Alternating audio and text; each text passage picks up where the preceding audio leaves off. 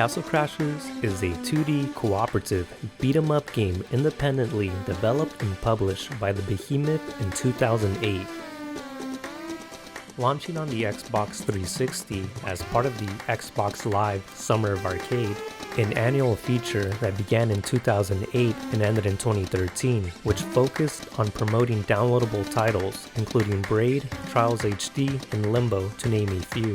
As one of the most popular titles to come from the Summer of Arcade, Castle Crashers became the Behemoth's biggest seller to date. It also showcased what the Xbox Live Arcade had to offer: creative and affordable bite-sized downloads. Castle Crashers sold over 2 million units alone on the Xbox 360 before making its way onto the PlayStation Network in 2010 and Steam in 2012. Castle Crashers remained as one of the most played XBLA titles years after its release. It ranked 6th in the top 10 XBLA games played in 2012 according to Microsoft. Although the XBLA didn't return with the launch of the Xbox One in 2013, Castle Crashers rightfully saw a reintroduction with a remastered version on the Xbox One in 2015. Celebrating 10 years of castle crashing and a milestone of over 20 million downloads across all platforms, they fully stormed the castle on PS4 and Nintendo Switch in 2019. Before the release of Castle Crashers, the Behemoth had already amassed an online following thanks to their first project, Alien Hominid, a 2D run-and-gun game created by programmer Tom Fulp and animator Dan Paladin. Alien Hominid initially released as a flash game online in 2002 on Fulp's site, Newgrounds, a popular user-generated website featuring movies, games, audio, and art, where it gathered millions of hits. Thanks to its popularity, John Baez, a co-worker of Paladin, reached out to him and offered to produce the game for consoles, leading to the formation of the Behemoth in 2003. The team reworked the original game into a full retail title, which was released in 2004 to positive reception as one of the first independently developed games for consoles.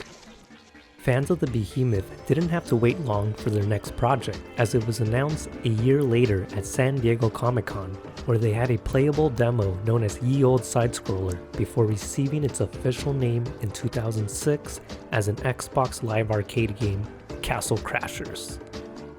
The Behemoth had looked at side-scrolling shooters such as Metal Slug for inspiration for Alien Hominid, but for Castle Crashers, they played a variety of brawlers in the beat-em-up genre.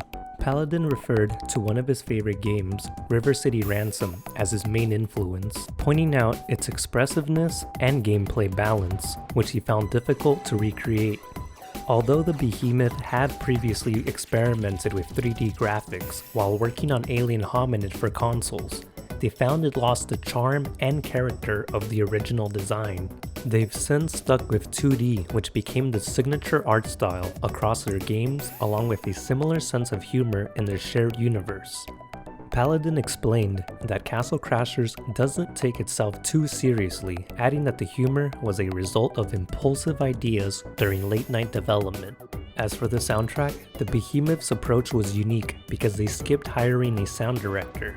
Instead, they reached out to the Newgrounds community to contract creators through the site's audio portal, which features music available for use in the site's movies and games. Paladin, along with 20 others from the community, contributed all of the game's music. He noted that it was a great experience looking through the portal to find the right sounds. The Behemoth has always operated under their own terms, making and renovating games from their favorite genres, while also working on their own interesting ideas mixed with their distinctive approach to game development. For us, it's a feeling, Paladin says. We never think about whether the market wants that thing right now, we just wonder if it's cool, if the world needs it, and if it needs to exist. Both Alien Hominid and Castle Crashers were released during a different time in video games.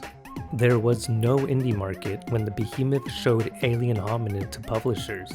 They got turned down multiple times because publishers didn't believe a 2D game would sell well. yet they still managed to get their game onto consoles. In contrast, Castle Crashers released as digital storefronts were becoming the norm.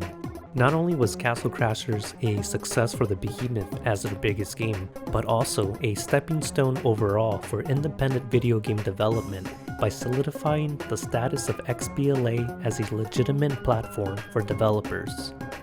All of these people, they do it because they love it. Everyone I work with does it because they love it, and you get all of those people together.